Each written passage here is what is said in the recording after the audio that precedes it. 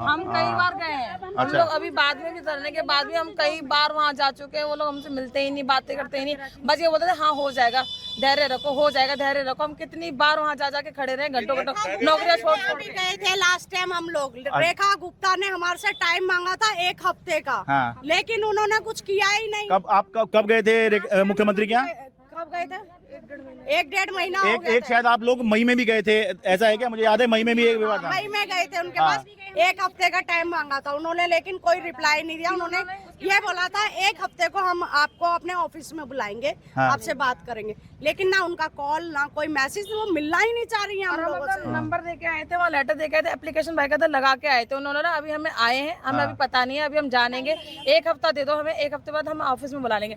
हम नंबर तक लिखवा के आए थे, लेटर दे के आए थे, मगर कोई रिस्पॉन्स नहीं आया। हालांकि आप नंबर नहीं भी देते, अगर उनको आपसे संपर्क करना होगा ना, वो कहीं से भी आपको ढूंढ लेंगे। आप उन्हीं के डिपार्टमेंट में तो काम करते हैं। बिल्कुल, हमारा पूरा डेटा उनके पास, वो कहीं से भी कर सकते हैं, पर नहीं किया ना भैया। एप्लीकेशन वगैरह सब इग्नोर करते हैं, कोई रिस्पॉन्स नहीं करता ये लोग। अब तो आ गई गलती से आ गई। अगर ये हमारे लिए कुछ नहीं सोच रही तो गलती से आ गई। आगे से हम तो रिक्वेस्ट करेंगे कोई सरकार को बनाए ना, सबसे बढ़िया। पहली बार हमने पूरे डीटीसी वालों ने पूरा जोर लगा दिया, डीटीसी वालों को अपने परिवार, बीजेपी को सत्ता में लाने के लिए आप लोगों ने बिल्कुल पूरा जोर लगाया। हमने खुद प्रचार किया कि भाई बीजेपी आनी चाहिए, क्योंकि बीजेपी ही भला करेगी। हम लोगों ने बोला हमने कि आप बीजेपी को वोट देना। अच्छा, जो यात्री वगैरह होते थे उनसे बसों में, क्योंकि देखो रेगुलर कस्टमर होते हैं हमारे, ठीक है, रेगुलर पैसेंजर होते हैं हमारे। हम लोगों को बातचीत हमारी उनसे होती है। हमने उनसे भी रिक्वेस्ट की थी कि आप लोग बोलना, तभी हमारी गाड़ी आएंगी, तभी हम लोग चलाएंगे, ठीक है। उन्होंने सबने सपोर्ट किया हम लोगों को, सबों ने दिया, तभी बीजेपी आई भी है।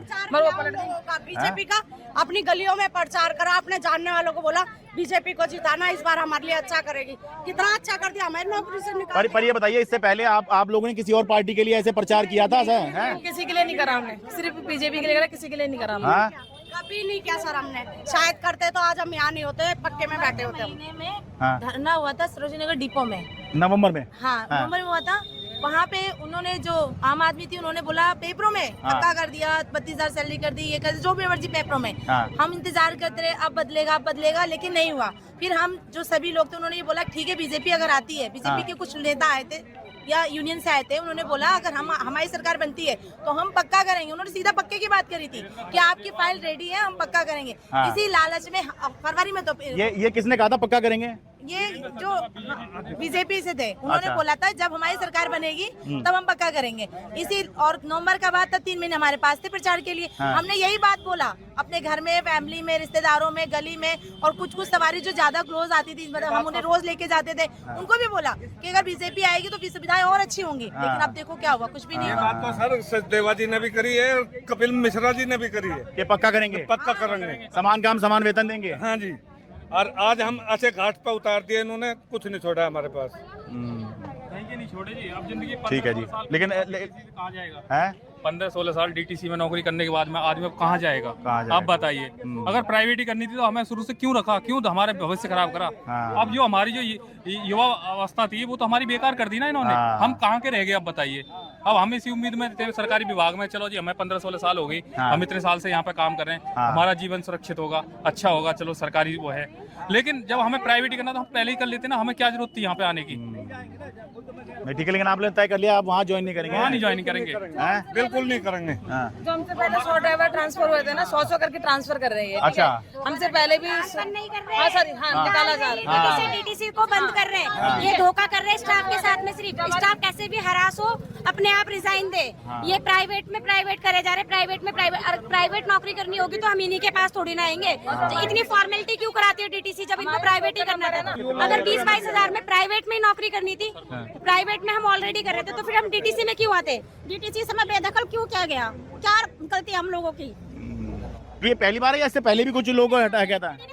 नहीं, पहला ही है। ये पहली बार है जी। है ऐसा लेटर पहली बार आया है। हाँ, तो भाई ये सभी कॉन्ट्रेक्चुअल ड्राइवर्स हैं। वादा किया गया था इनसे कि भाई सत्ता में आए तो पक्की नौकरी देंगे, सत्ता में आए तो समान काम समान वेतन देंगे। अब इनको सरकारी नौकरी से ही ख़त्म कर दिया गया है, सरकारी नौकरी इनकी ख़त्म कर दी गई है और एक प्राइवेट कंपनी के पास भेज दिया गया है कि वही अब आगे जो है इनसे काम करवाएगी और सैलरी देगी।